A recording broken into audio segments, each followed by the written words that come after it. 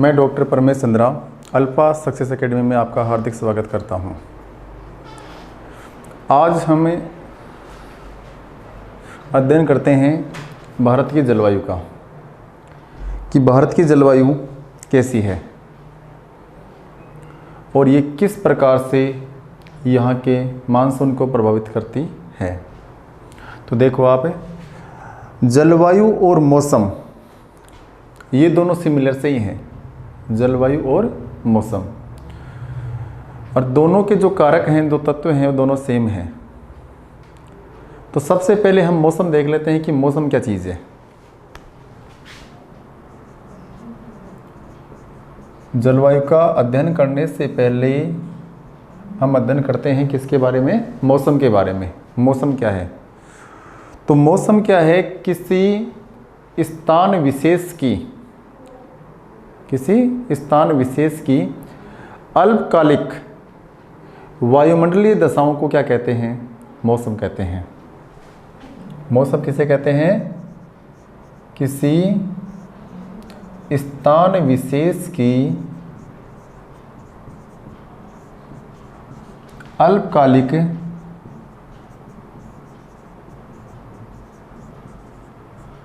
वायुमंडलीय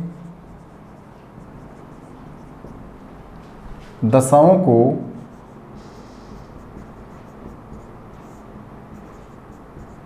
मौसम कहते हैं।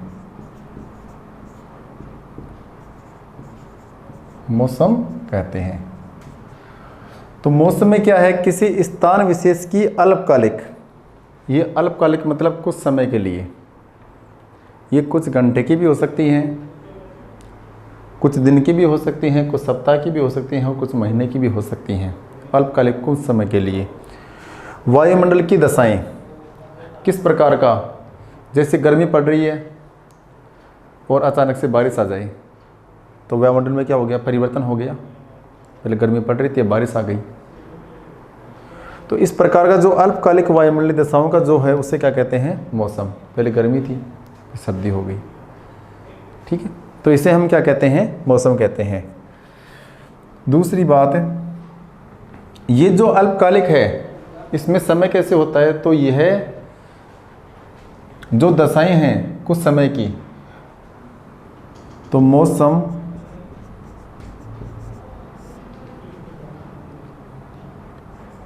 में होने वाले परिवर्तनों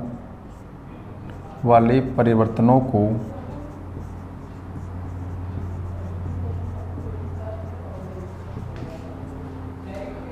हम देख व महसूस कर सकते हैं।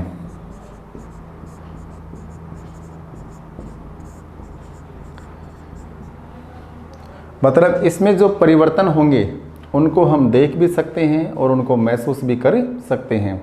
जैसे गर्मी थी, बारिश आ गई, तो पहले गर्मी लग रही थी, उसके बाद सर्दी लगने लगी बारिश आने के बाद में। तो हम क्या उसको देख भी तो रहे हैं कि सूर्य का प्रकाश तेज आ रहा है और अब सूर्य का प्रकाश चला गया और बारिश स्टार्ट हो गई। हम महसूस भी कर रहे हैं, पहले गर्मी लग रही थी, अब ठंड लग रही है। तो इसको हम देख व महसूस कर सकते हैं। यह दशा कुछ घंटे, सप्ताह,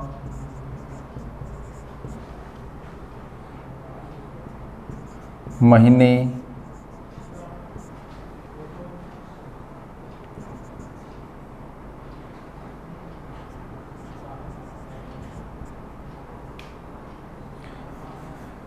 तक रह सकती है।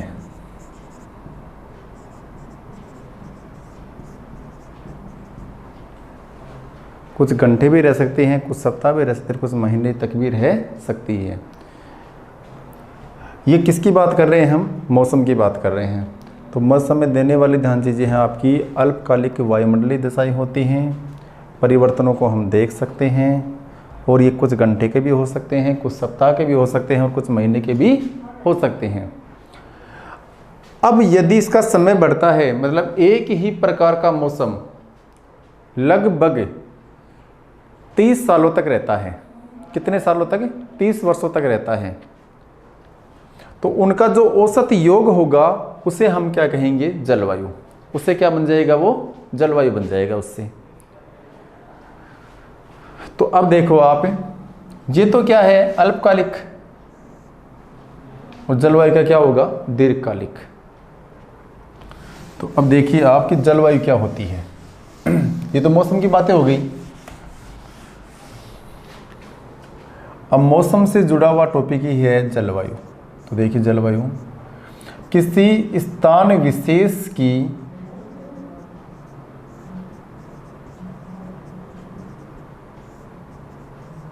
दीर्घकालिक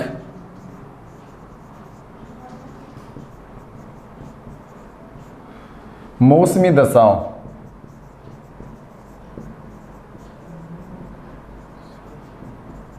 के औसत योग को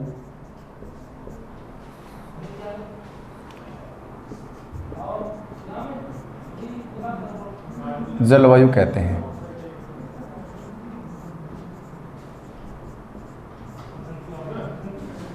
क्या कहते हैं उसको, जलवायु।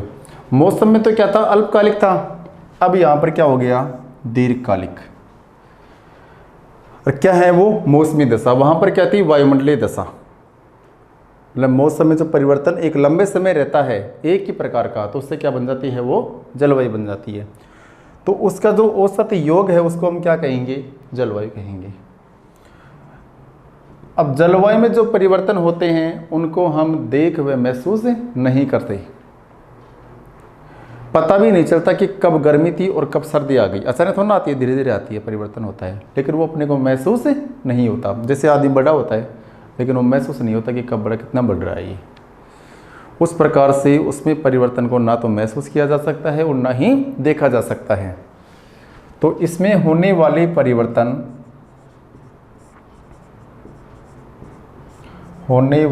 परिवर्तनों को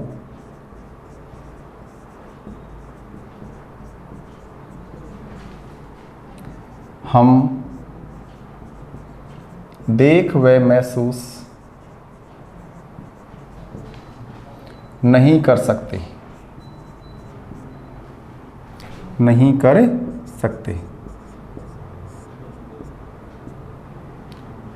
ना ही तो हम देख सकते हैं और ना ही हम महसूस कर सकते हैं इसमें जो परिवर्तन होंगे। लेकिन मौसम वाले को हम देख और महसूस कर सकते हैं।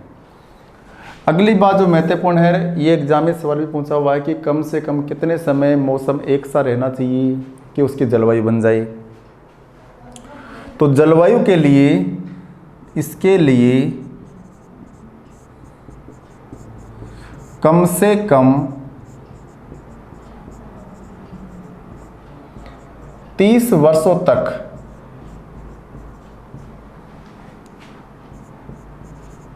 एक सा मौसम होना जरूरी है। ये इसका क्राइटेरिया है। मतलब कहीं जैसे अपने यहाँ पर जब गर्मी पड़ती है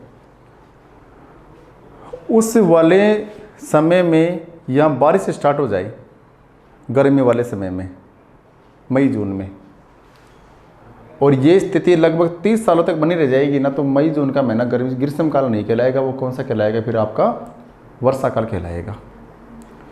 तो एक सा मौसम में कितने वर्षों तक रहना चाहिए, एक सा मौसम में लगभग 30 वर्षों तक रहना चाहिए। तब जाके क्या बनता है, वो जलवायु बनता है। वो तब जाके क्या बनता है, वो जलवायु बनता है। तो मौसम और जलवायु में जो मेजर अंतर है वो क्या है कि मौसम तो क्या है, अल्पकालिक कुछ समय के लिए, और जलवायु क्या होता है, दीर्घकालिक लंबे समय के लिए। वो कुछ घंटे का, कुछ मिनट का, कुछ दिन का, कुछ सप्ताह का, कुछ महीने का हो सकता है, लेकिन ये 30 वर्षों तक एक साथ रहेगा। तब बने क्या बनेगी, वो जलवायु बनेगी इसमें। अब भारत की जो जलवायु है वो कैसी है, तो भारत की जलवायु, ये भी सवाल एग्जाम में आता है, उष्णकटिबंधीय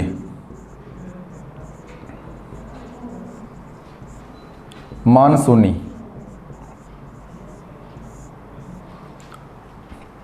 ओब्लिक मानसूनी है। इसको हमें दोनों रूप में कह सकते हैं, उष्ण कटिबंधीय मानसूनी भी है और मानसूनी भी है। तो देखो मानसून होता क्या है, तो इसका आंसर ये भी सही है, उष्ण कटिबंधीय मानसूनी, और अकेला मानसूनी है तो भी सही है। असल में क्या जो ये मानसून शब्द है, ये मानसून शब्द बना हुआ है किससे? मौसम से। किससे बना हुआ है? ये मौसम से। और मौसम जो शब्द है वो अरबी भाषा का शब्द मौसम से बना हुआ है। किससे बना हुआ है? वो मौसम से बना हुआ है। तो एक बार देखते हैं कि मानसून है क्या चीज़। तो अगर पूछते हैं कि बताओ भारत की जलवायु कैसी है, तो उष्ण कटिबंधीय। उष्ण का मतलब क्या होता है? गर्म। उष्ण का मतलब क्या होता है? गर्म। तो देखो उष्ण कटिबंधीय क्यों है, एक बार ये देख लेते हैं हम। उष्ण कटिबंधीय इसलिए है कि यहाँ से रेखा गुजरती है, कौन सी? कर्क रेखा। कौन सी रेखा गुजरती है भारत के मध्य से? कर्क रेखा। और यहाँ तक सूर्य का प्रकाश तिरछा पड़ता है सर्वाधिक। तो भूमध्य रेखा से, ये भूमध्य रेखा से कर्क रेखा और भूमध्य रेखा से मकर रेखा, इन दोनों को जो बीच का इलाका है जिसमें सूर्य का प्रकाश सीधा पड़ता है, वो कहलाता है उष्ण कटिबंधीय। वो क्या कहलाता है? उष्ण कटिबंधीय। तो हमारा जो आधा हिंदुस्तान, आधा भारत किस में आता है? उष्ण कटिबंध में आता है। अरे इसके ऊपर का भाग आना चाहिए उपोष्ण में। उप प्लस उष्ण, गर्मी से कम। लेकिन यहाँ पर हिमालय पर्वत क्या करता है? उत्तर से आने वाली ठंडी हवाओं को दक्षिण में आने से रोकता है। इस कारण यहाँ का जो जलवायु है, यहाँ का जो क्लाइमेट है, वो भी कैसा रहता है? गर्म ही रहता है। इसका कारण ये है। इसलिए पूरे ही भारतवर्ष की जो जलवायु कैसी है, वो उष्ण कटिबंधीय मानसूनी या फिर मानसूनी। तो देखो मानसून का मतलब क्या होता है, और मानसून शब्द आया कहाँ से? तो फिर हम लेते हैं मानसून। तो जो मानसून शब्द है यह आया किससे? मौसम से। मानसून शब्द किससे आया? मौसम से। और मौसम शब्द किससे बना हुआ है? मौसम से। किससे बना हुआ है? मौसम से। मौसम से मौसम बना और मौसम से क्या बना? मानसून। मौसम जो है वो है अरबी भाषा का शब्द।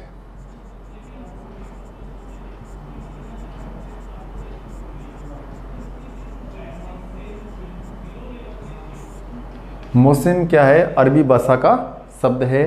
तो मौसम से बना मौसम और मौसम से क्या बना? मानसून शब्द।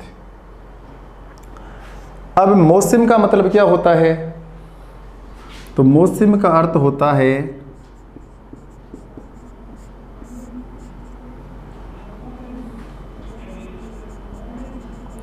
हवाओं की दिशा में परिवर्तन। हवाओं की दिशा में परिवर्तन। मौसम का मतलब होता है हवाओं की दिशा में परिवर्तन। यदि 6 महीने हवा उत्तर से दक्षिण चल रही है तो फिर 6 महीने चलनी चाहिए वो दक्षिण से उत्तर की ओर, मतलब अपोजिट। यदि 6 महीने चल रही है पूर्व से पश्चिम तो 6 महीने चलनी चाहिए वो पश्चिम से पूर्व की ओर, अपोजिट। उसे ही उसका मतलब क्या होता है? मौसम। और इस प्रकार की जो स्थिति कहाँ बनती है? हमारे इंडिया में बनती है। हमारे यहाँ पे क्या है? ग्रीष्म ऋतु में, हमारे यहाँ पर ग्रीष्म ऋतु में समुद्र से स्थल की ओर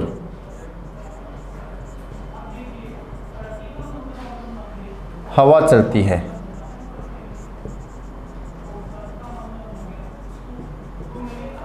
गर्मी में क्या होती है? वो समुद्र से स्थल की ओर हवा चलती है जो नमी लेके आती है और वर्षा करती है।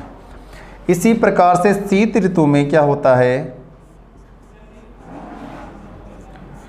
इसका अपोजिट हो जाता है। हवा चलती है स्थल से समुद्र की ओर।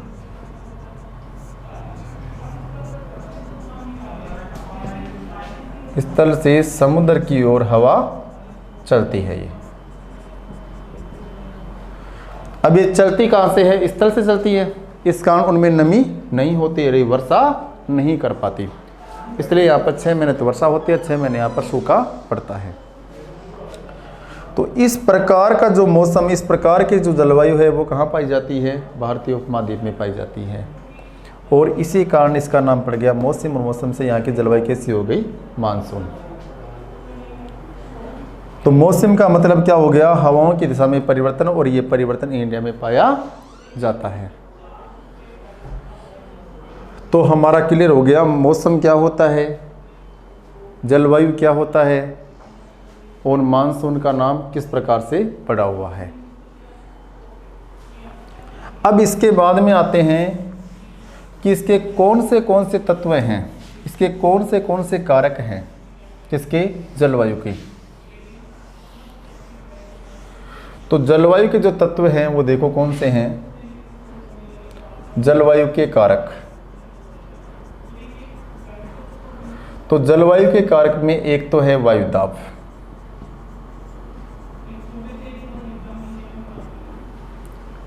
कारकों में एक तो क्या है? वायुदाब। एक है तापमान, दूसरा क्या है? तापमान। याद भी रह जाएगा ये कि जब तापमान ज़्यादा होगा तो वायुदाब कम होगा, और तापमान कम होगा तो वायुदाब ज़्यादा होगा। और जब तापमान वायुदाब में अंतर होगा तो उससे क्या चलेगी? हवा। तो हवाओं की दिशा, हवाओं की दिशा कि हवा समुद्र से चल रही है या स्थल भाग से चल रही है, वो भी इसका कारक है। जब हवा चलेगी तो क्या करेंगी? वो समुद्र चलेंगी तो वर्षा लाएंगी, तो वर्षा भी इसका कारक है। और जब वर्षा होगी तो शुष्कता क्या हो जाएगी? कम हो जाएगी, तो ये भी इसका कारक है। और जब शुष्कता कम होगी तो क्या बढ़ जाएगी? आर्द्रता बढ़ जाएगी। तो ये इसके क्या है? कारक। जलवायु के कारक कौन से हैं? वायुदाब, तापमान, हवाओं की दिशा, वर्षा, शुष्कता और आर्द्रता। ये किसके कारक हैं? ये जलवायु के कारक हैं। अब भारत की जलवायु को प्रभावित करने वाले कौन से कारक हैं? भारत की जो जलवायु है इसको कौन से कारक प्रभावित करते हैं, ये देखते हैं। तो देखिए आप, भारत की जलवायु को प्रभावित करने वाले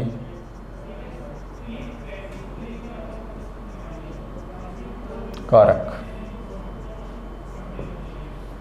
और जिनमें सबसे महत्वपूर्ण है उत्तर में स्थित हिमालय पर्वत।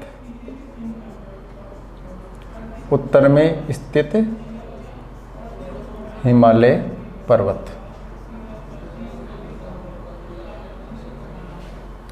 ये भारत की जलवायु को सबसे अधिक प्रभावित करता है। हिमालय पर्वत भारत की जलवायु को सबसे अधिक प्रभावित करता है। क्यों करता है? अगर हिमालय पर्वत नहीं होता तो हमारे यहाँ पर मानसूनी जलवायु नहीं पाई जाती, या फिर उष्णकटिबंधीय मानसूनी जलवायु यहाँ पर नहीं पाई जाती। यहाँ सर्दी के दिनों में उत्तरी भारत में शीत लहरों के कारण तापमान काफ़ी नीचा रहता, और कई स्थानों पर स्नोफॉल, बर्फबारी भी होती। लेकिन इस हिमालय पर्वत के कारण यहाँ एक सा मौसम रहता है, यहाँ पर उष्णकटिबंधीय मानसूनी जलवायु पाई जाती है। तो ये सबसे अधिक प्रभावित करता है कौन सा? हिमालय पर्वत सर्वाधिक प्रभावित करता है, सर्वाधिक प्रभावित करता है। फिर दूसरा जो कारक है वो है दक्षिण में हिंद महासागर।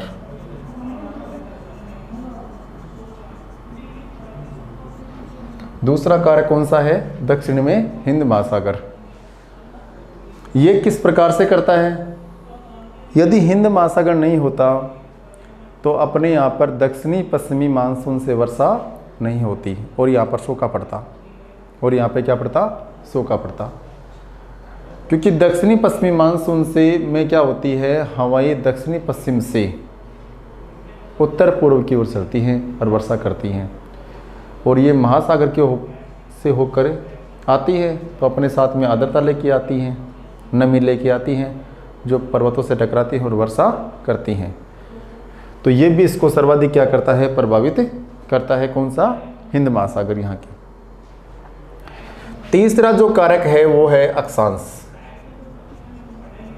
और अक्षांशों में कर्क रेखा।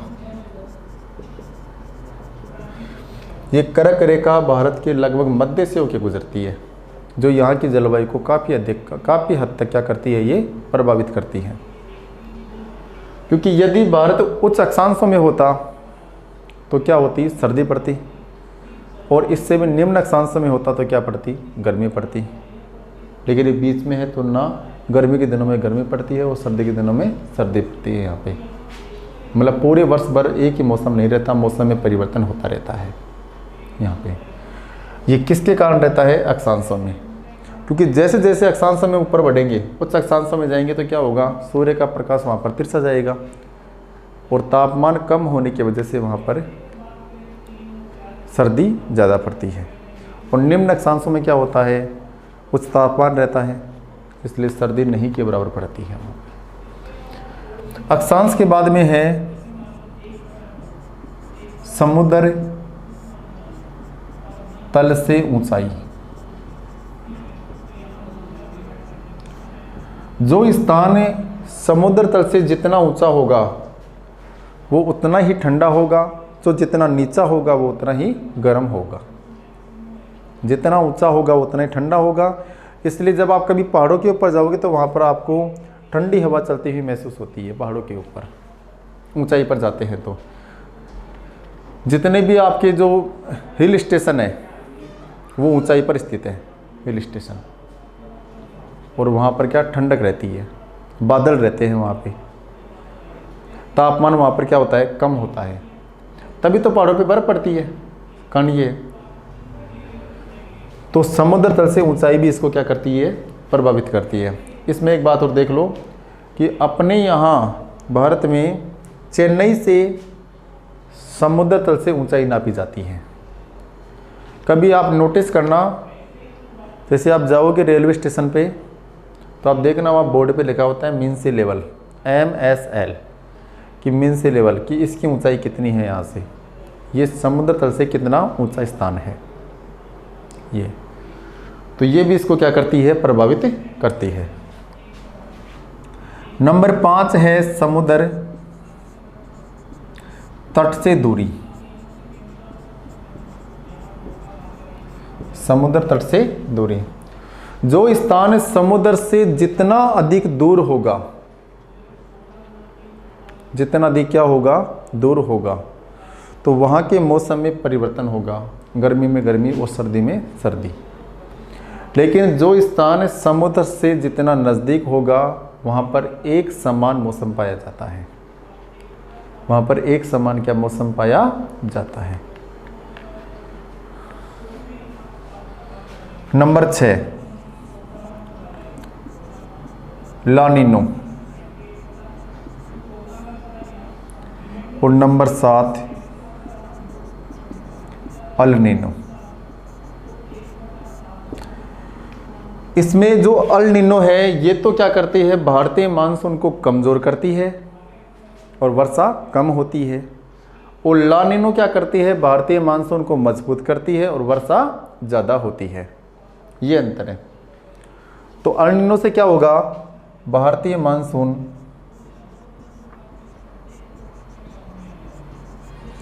कमज़ोर होता है,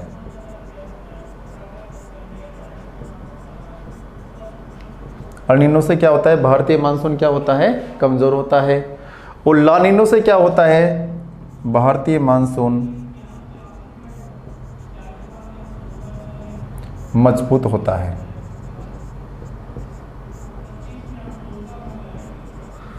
भारत का मानसून क्या होता है? मजबूत होता है। इसका आगे अध्ययन होगा कि अल नीनो है क्या, ला नीनो क्या है। फिर इसके बाद में आता है पश्चिमी विक्षोभ।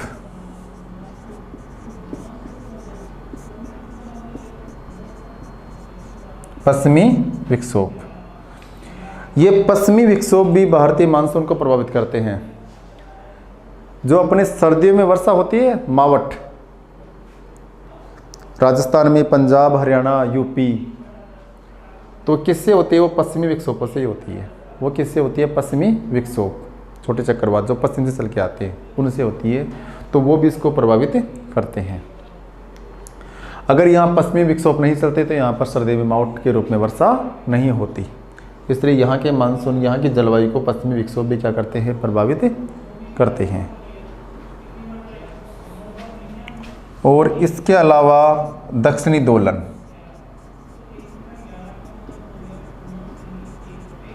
दक्षिणी दोलन ये भी भारतीय मानसून को क्या करता है? जलवायु को क्या करता है? प्रभावित करता है। जब एक जगह टेम्परेचर ज़्यादा होगा तो एक जगह कम होगा, वायुदाब में अंतर पाया जाएगा उससे। हिंद महासागर में अगर ज़्यादा होगा तो आपका पूर्वोत्तर के पास में कम होगा। इस प्रकार से इसमें परिवर्तन पाया जाता है दक्षिणी दोलन, तो ये भी इसको प्रभावित करता है। तो ये भारत की जलवायु को प्रभावित करने वाले कारक हैं, जिसमें सबसे अधिक प्रभावित क्या करता है? उत्तर में स्थित हिमालय पर्वत, उसके बाद दक्षिण में हिंद महासागर, उसके बाद में अक्षांश। अक्षांश में कौन सी रेखा गुजरती है? यहाँ से कर्क रेखा, 23.5 डिग्री उत्तरी अक्षांश रेखा क्या कहते हैं? कर्क रेखा कहते हैं। इसके बाद में समुद्र तल से ऊंचाई, जो स्थान जितना अधिक ऊंचा होगा वो उतना ही ठंडा होगा, नीचा होगा तो वो गर्म होगा। समुद्र तल से दूरी, जैसे दूरी बढ़ेगी तो वहाँ की जो जलवायु है वो कैसे? महाद्वीपीय होगी, और समुद्र तल से नज़दीक होगी तो उससे मेरा समान होगी। ला नीनो क्या करता है? भारतीय मानसून को मजबूत करता है। अल नीनो भारतीय मानसून को कमज़ोर करता है। पश्चिमी विक्षोभों से अपने यहाँ पर मावठ के रूप में वर्षा होती है, और दक्षिणी दोलन इसी से जुड़ा ट्रॉपिकल ला नीनो से, अल नीनो से। तो इस प्रकार से ये प्रभावित करने वाले क्या हैं? इसके कारक। अब इसके बाद में हम देखते हैं कि जो भारत की जलवायु है इसको हम कितनी ऋतुओं में बांटते हैं। तो भारत की जलवायु को हम 4 ऋतुओं में बांटते हैं। भारत की जलवायु को हम 4 ऋतुओं में क्या करते हैं? बांटते हैं। तो भारत की जलवायु को 4 ऋतुओं में बांटा गया है।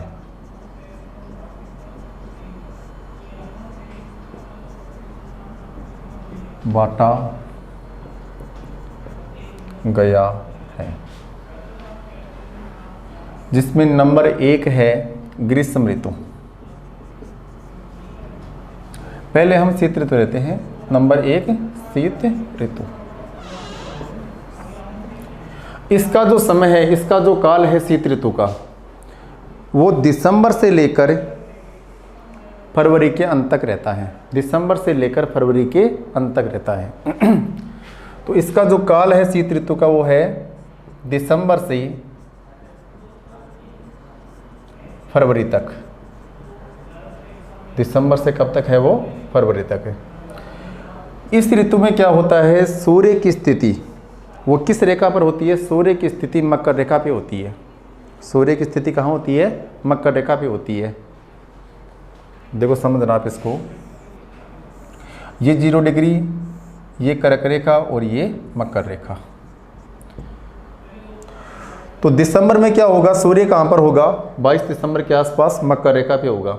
जब सूर्य की स्थिति मकर रेखा पे होगी तो यहाँ पर तापमान ज़्यादा होगा और यहाँ पर तापमान क्या होगा? कम होगा यहाँ, क्योंकि यहाँ पर सूर्य की प्रकाश की किरणें काफ़ी तिरछी पहुँचती है। तो अपने यहाँ पर तापमान में क्या होगी? कमी होगी। तो इस ऋतु में सूर्य की स्थिति कहाँ रहती है? मकर रेखा पर। सूर्य की स्थिति मकर रेखा पर होने से भारत में निम्न तापमान पाया जाता है।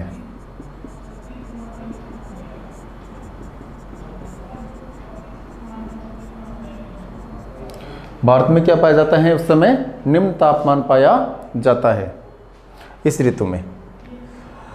अगली इसमें जो महत्वपूर्ण बात है, शीत ऋतु में क्या होता है? शीत ऋतु में भूमध्य सागर से पश्चिमी विक्षोभ उठते हैं। इस ऋतु में क्या होता है? भूमध्य सागर से क्या उठते हैं? पश्चिमी विक्षोभ, जो जेट स्ट्रीम के सहारे चलते हुए पश्चिम से पूर्व की ओर और हिमालय पर्वत से आकर क्या करते हैं? वो टकराते हैं। उठे कहाँ से? भूमध्य सागर से। चले कहाँ? वो पश्चिम से पूर्व की ओर। तो पहले तो ये वर्षा कर देते हैं टर्की, इजराइल में, लेकिन वहाँ फारस की खाड़ी से दोबारा नमीकरण कर लेते हैं और आगे चलते हुए किससे टकराते हैं? ये हिमालय पर्वत से टकराते हैं। और यहाँ पर इसकी 2 शाखाएं हो जाती हैं। कितनी शाखाएं हो जाती हैं इसकी? 2 शाखाएं हो जाती हैं। एक शाखा इसकी उत्तर में चली जाती है जो तिब्बत में वर्षा करती है, और एक शाखा इसके दक्षिण में आ जाती है जो राजस्थान, पंजाब, हरियाणा, उत्तर प्रदेश में वर्षा करती है। और अपने यहाँ पर ये मावट के रूप में वर्षा करती है जो रबी की फसल के लिए काफ़ी उपयोगी है। तो इस ऋतु में भूमध्य सागर से पश्चिमी विक्षोभ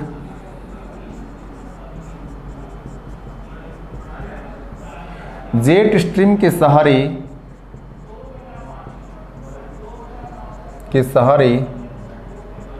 पश्चिम से पूर्व की ओर चलते हैं।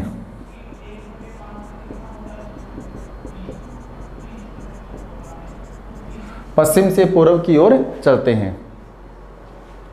उठते कहाँ से हैं ये? भूमध्य सागर से। पश्चिमी विक्षोभ किसके सहारे? जेट स्ट्रीम के सहारे। पहले ये वर्षा कहाँ करते हैं? इजराइल, टर्की में वर्षा करते हैं, लेकिन फारस की खाड़ी से दोबारा क्या कर लेते हैं? ये नमी ग्रहण कर लेते हैं। इनसे टर्की, इजराइल में वर्षा होती है।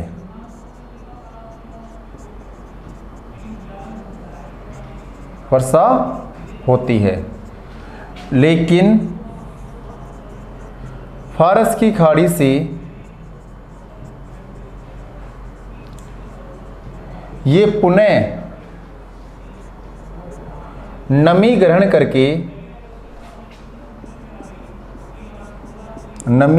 करके हिमालय पर्वत से टकराते हैं। हिमालय पर्वत से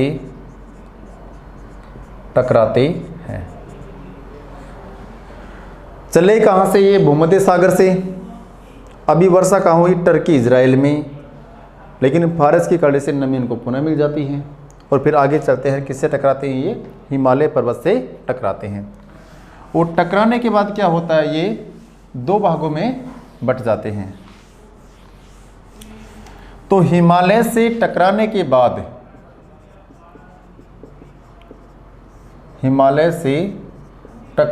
बाद इनकी एक शाखा उत्तर में तिब्बत में वर्षा करती है। कहाँ वर्षा करती है? तिब्बत में वर्षा करती है। तथा दूसरी शाखा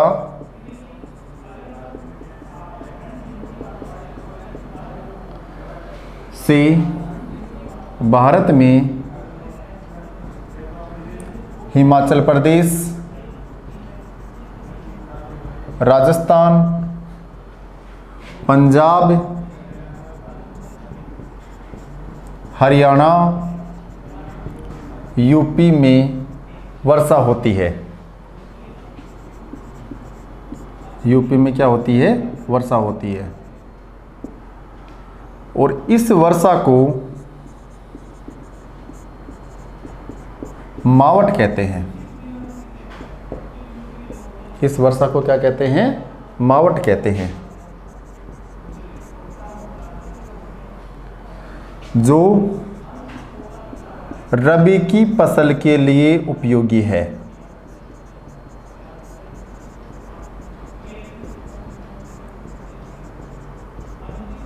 जो रबी की फसल के लिए क्या है, उपयोगी है। मावठ, जो मावठ वर्षा होती है, किस प्रकार की वर्षा है, ये चक्रवातीय वर्षा है। ये भी सवाल एग्जाम में पूछा हुआ है कि मावठ किस प्रकार की वर्षा है, तो मावठ चक्रवातीय वर्षा है। तो ये भी नोट कर लो आप, मावठ चक्रवातीय वर्षा है।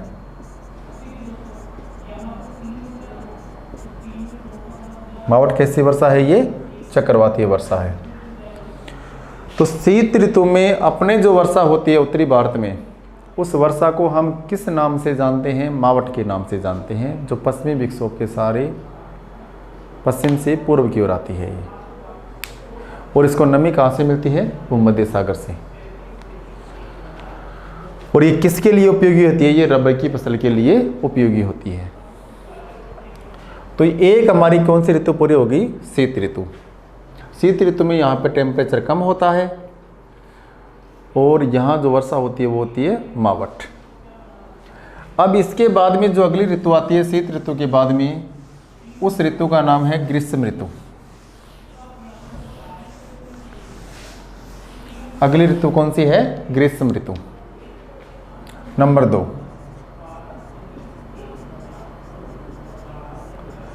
इसका जो समय है, इसका जो काल है ग्रीष्म ऋतु का, वो मार्च से मई तक रहता है। मार्च से कब तक रहता है, मई तक रहता है ग्रीष्म ऋतु का। क्योंकि ग्रीष्म ऋतु में क्या होता है, सूर्य दक्षिणी गोलार्ध से उत्तरी गोलार्ध में आना स्टार्ट हो जाता है। दक्षिणी गोलार्ध से कहाँ स्टार्ट हो जाता है, वो उत्तरी गोलार्ध में आना स्टार्ट हो जाता है। क्योंकि 21 मार्च को सूर्य कहाँ होता है, भूमध्य रेखा पर, और उसके बाद में ये चलता है उत्तरी गोलार्ध में कर्क रेखा की ओर, और 21 जून को कहाँ पहुँच जाता है, ये कर्क रेखा पर पहुँच जाता है। तो जैसे ही सूर्य उत्तरी गोलार्ध में आना स्टार्ट होगा तो यहाँ पर टेम्परेचर बढ़ना स्टार्ट हो जाएगा, तापमान में बढ़ोतरी हो जाएगी। तो इस ऋतु में सूर्य की स्थिति उत्तरायण, उत्तरी गोलार्ध में उत्तरायण होने के कारण भारत में तापमान में वृद्धि या तापमान में बढ़ोतरी होती जाती है।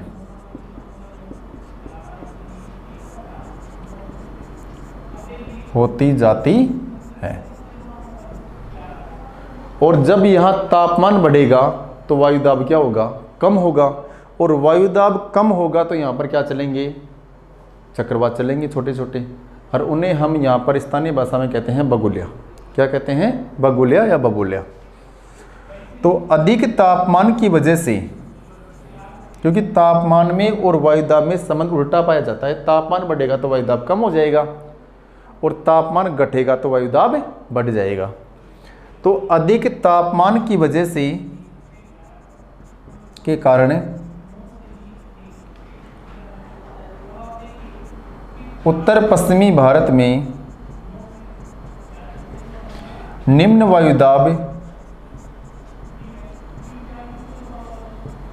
वायुदाब की स्थिति बनती है।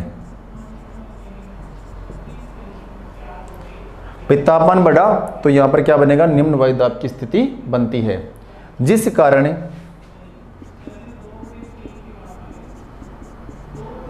स्थानीय चक्रवात उत्पन्न होते हैं।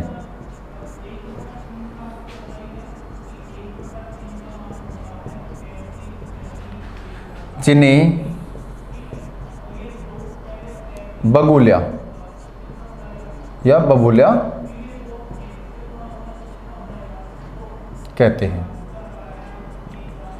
तो कभी देखना, जैसे हमारे यहाँ पे जब तापमान ज़्यादा होता है, गर्मी पड़ती है, तो हम कहते हैं कि वर्षा आएगी, क्योंकि जब तापमान बढ़ेगा तो क्या होगा, वायुदाब कम हो जाएगा, और हवा क्या होती है, अधिक वायुदाब से कम वायुदाब की ओर बहती है। तो जब भी आप देखना कि बगुलिया में क्या होती है, हवा अंदर की ओर आती है, बाहर से हवा क्या होती है, अंदर की ओर आती है, तो अंदर बीच में क्या होता है, वायुदाब कम, और बाहर क्या होता है, वायुदाब ज़्यादा बगुलिया में। और इसी समय क्या होता है कि पश्चिमी राजस्थान में गर्म व तेज भरी आंधी चलती हैं और जिन्हें कहते हैं लू। तो इस ऋतु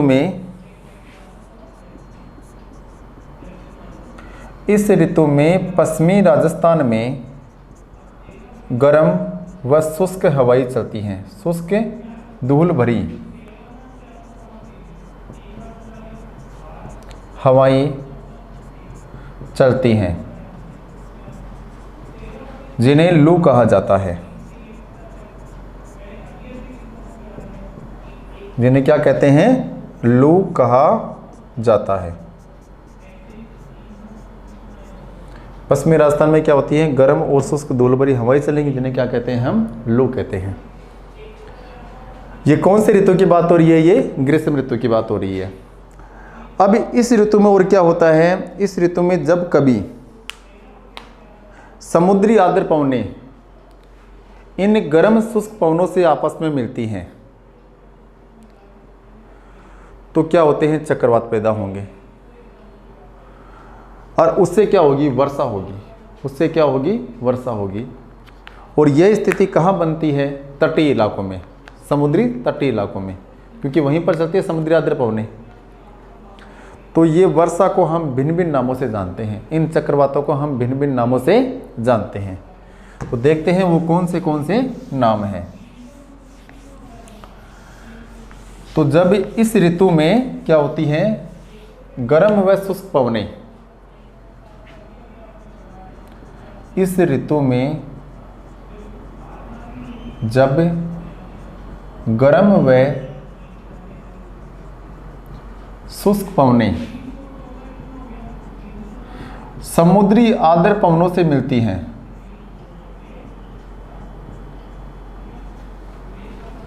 समुद्री आर्द्र पवनों से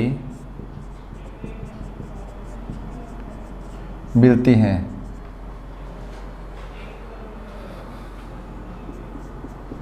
तो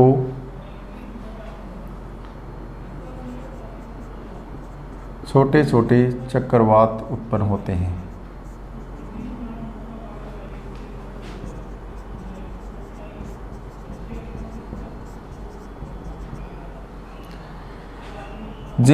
जिनसे वर्षा होती है, जिनके स्थानीय नाम निम्न हैं। जिनके स्थानीय नाम क्या हैं? निम्न हैं। तो देखो आप, सबसे पहले जो नाम है तो हम एक सारणी बना लेते हैं, उसमें लिख लेते हैं। ये तो एरिया हो जाएगा और ये उस चक्रवात का नाम हो जाएगा। तो जो एरिया है वो है उत्तर पूर्वी भारत। तो उत्तर पूर्वी भारत में क्या कहते हैं इनको? नॉर्वेस्टर। क्या कहते हैं इनको? नॉर्वेस्टर। नॉर्वेस्टर कहाँ कहते हैं इनको? उत्तर पूर्वी भारत में। फिर यहीं पर उत्तर पूर्वी भारत में ही जो असम है, असम में इनको कहते हैं बोर्डोचिला। इन चक्रवातों क्या कहते हैं? बोर्डोचिला या बारदोली छिड़ा। बारदोली छिड़ा। ये बोर्डोचिला चाय की खेती के लिए लाभदायक होते हैं। चाय की खेती के लिए क्या होते हैं? ये लाभदायक होते हैं। चाय की फसल के लिए, चाय की फसल के लिए उपयोगी होते हैं। ये के लिए क्या होते हैं? उपयोगी होते हैं। तो कितने हो गए? 2। उत्तर पूर्वी भारत में तो क्या कहते हैं इनको? नॉर्वेस्टर कहते हैं। और असम में क्या कहते हैं इनको? बोर्डोचिला या बारदोली छिड़ा कहते हैं इसको। पश्चिम बंगाल में इनको कहते हैं काल बैसाखी। क्या कहते हैं इनको? काल बैसाखी। काल का मतलब होता है दुख और बैसाख होता है बैसाख का महीना। तो ये बैसाख के महीने में आते हैं और वहाँ पर नुकसान करते हैं, इसलिए क्या बोलते हैं इनको? काल बैसाखी। कहाँ पर? पश्चिम बंगाल में। नंबर 4, दक्षिणी भारत। दक्षिणी भारत में ये कहलाते हैं आम्रवृष्टि, मतलब आम की फसल यहाँ पर जल्दी पक जाती है। आम की फसल ये लाभदायक है यहाँ के लिए, फसल जल्दी पक जाती है इनके कारण। तो पूरे दक्षिणी भारत में क्या कहते हैं इनको? आम्रवृष्टि। कर्नाटक व केरल, तो कर्नाटक और केरल में इन्हें कहते हैं फूलों की बौछार, फूलों की बौछार, चेरी ब्लॉसम। और क्या नाम है इनका? Cherry blossom. ये नाम कहाँ का है? कर्नाटक व केरल। ये किसके लिए फेमस है? फूलों की बौछार, क्योंकि जो कहवा कॉफ़ी होती है उसके फूल जल्दी पक जाते हैं इससे, तो ये यहाँ के लिए भी क्या है? ये लाभदायक हैं। तो ये इन चक्रवातों के नाम है। नार्वेस्टर हो गया जो उत्तर पूर्वी भारत में, बोर्डो चिल्ला या फिर बारदोली छिड़ा हो गई आपकी चाय की फसल के लिए उपयोगी, किसका नाम है ये? असम। काल बैसाखी, बैसाख के महीने में आते हैं, नुकसान करते हैं, तो क्या नाम पड़ेगा? पश्चिम बंगाल में इनका काल बैसाखी। आम्रवृष्टि, आम की फसल जल्दी पक जाती है, तो ये कहाँ पर बोलते हैं इसको? दक्षिणी भारत में। और फूलों की बौछार चेरी ब्लॉसम किसके लिए फेमस है? ये कर्नाटक व केरल में। तो इस प्रकार से हमारी क्या 2 ऋतु क्या हो गई? पूरी हो गई। कितनी ऋतु हो गई? 2 ऋतु पूरी हो गई। पहली तो हमारी हो गई इसमें शीत, और दूसरी हो गई हमारी ग्रीष्म ऋतु। अगली क्लास में बाकी करवाएंगे। ओके, धन्यवाद।